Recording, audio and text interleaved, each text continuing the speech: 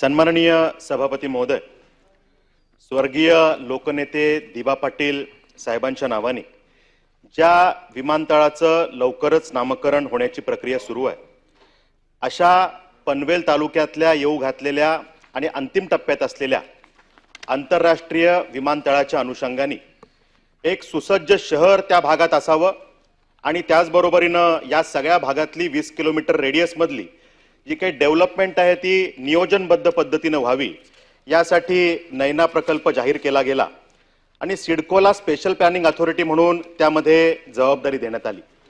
सभापती महोदय, 2013 ला सिडकोला ही जबाबदारी दिली गेली।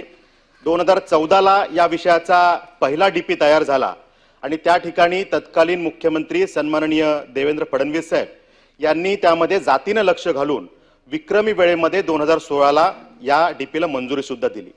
पण सभापती महोदय, त्यानंतर 12 वर्षाचा कालावधी उलटलेला आहे, पण या 12 वर्षामध्ये सिडको कोणतीही ठोस कामगिरी या विषयात करू शकलेली नाहीये।